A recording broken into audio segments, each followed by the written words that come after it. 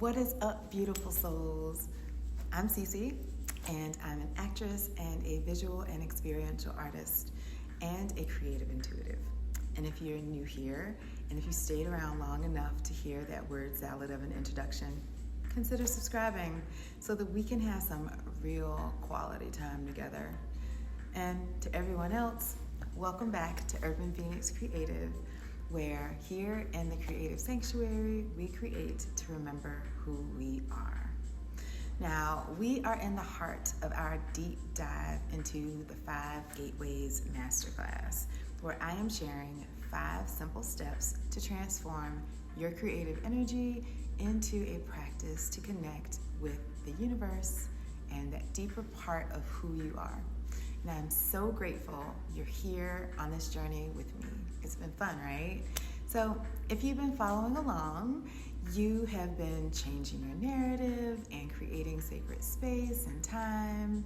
And today we're getting into something that might surprise you with how powerful it can be. Step 3 is choose your sacred tools. This is part of our final series of the season, and we are really building something beautiful together. I think we are. Can you feel it? I feel it. Each step connects to the next, creating a complete framework for honoring your creativity as the spiritual practice that it truly is. Now, when I say sacred tools, I can almost hear some of you thinking, Cece, chick, they are just my kitchen knives. Or it's just my computer.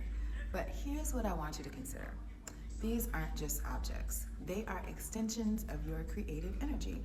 They are instruments through which your inner vision becomes reality. And I am going to share how. So let's get into it.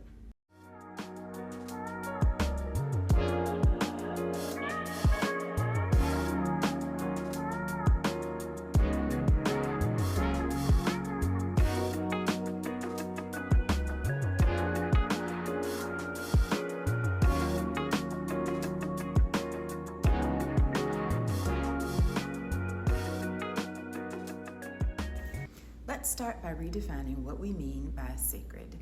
Sacred doesn't necessarily mean new, untouched, religious, or something to be worshipped.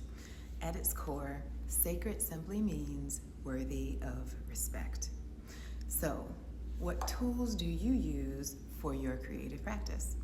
Maybe it's your favorite tasting spoon if you love cooking, your DJ setup, your paintbrushes, your journal, and your favorite pen.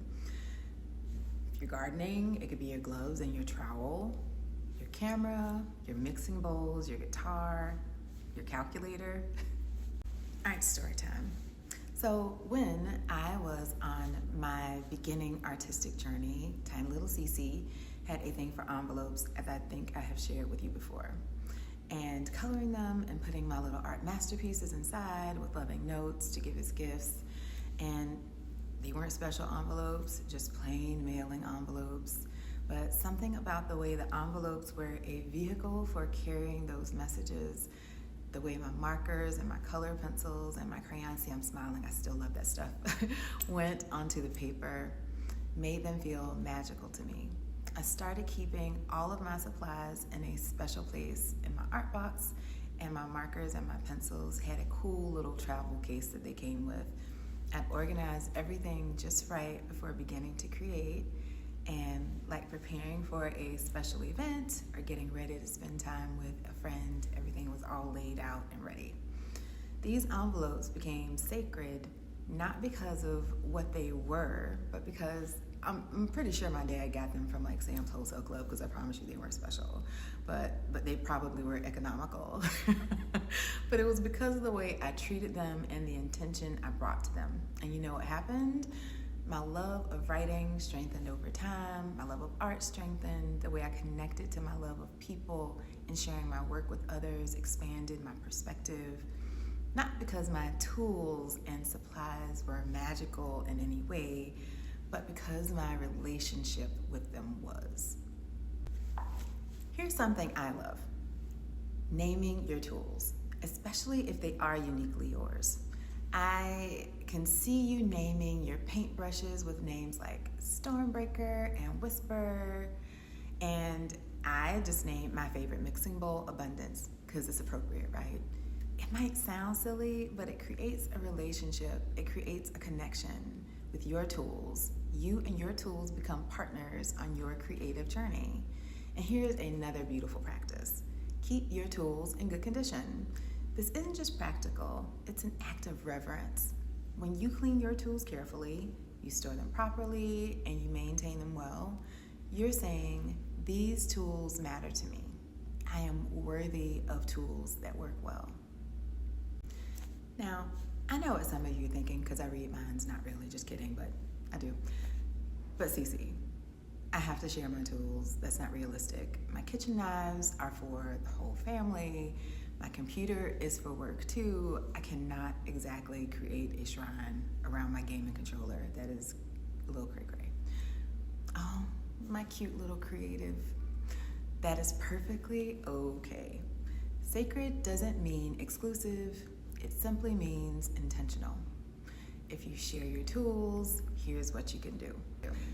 Before you begin your creative practice, take a moment to connect with your tools. Hold them mindfully, set an intention.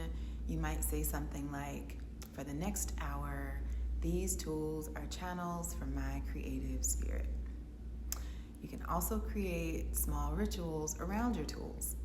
Maybe you have a special cloth for cleaning. Maybe you have something special you use for cleaning your brushes. Maybe you arrange your cooking tools in a particular way before you begin. Maybe you have a moment of gratitude for your computer before you start writing or editing. I know I do that for my phone. I'm so grateful. And you can take this same thing and apply it to your tools as well. Pay attention to how different tools affect your creative flow. Do certain brushes inspire different kinds of marks? Does cooking with your grandmother's wooden spoon connect you to something deeper? Does your favorite gaming controller help you to feel more in sync with the game? These are not coincidences. They are clues to how you can deepen your practice. Creative assignment for the week time. This week, I want you to choose one tool that's central to your creative practice, your most important, most used tool. For the next 7 days, treat this tool as sacred. Create a special place for it when you're not using it. Before you begin your creative session, hold it for a moment and set an intention. Clean it mindfully when you're done. If it feels right, give it a name that resonates with you. I love that. Notice how this changes your relationship with your practice. Does approaching your tool with reverence change how you feel when you create? Does it affect the quality of your work and your level of focus? And here's an extra credit assignment. If you've been wanting to upgrade a tool but telling yourself that you don't deserve better equipment, consider making that investment. You don't need the most expensive option, but investing in tools that feel good to use can transform your practice. And do not tell whoever pays the credit card bill that Cece had anything to do with it. It is a suggestion. Sometimes it's as simple as finding a pen that flows perfectly or a knife that feels balanced in your hand. This is a suggestion. Once again, do not tell whoever pays your credit card bill that I told you you had to. Remember, your tools are partners in your creative journey. They deserve the same respect and care that you bring to your practice itself. If this resonates with you, try this really super simple practice. Then let me know in the comments how honoring your tools moved you or didn't. I am interested in knowing you and how you meet with your creativity. I'd love for you to subscribe so that we can continue to walk this creative path together. And remember, we are all art in progress. So until next time, stay inspired, stay connected, and keep creating with purpose and spirit. Blessings.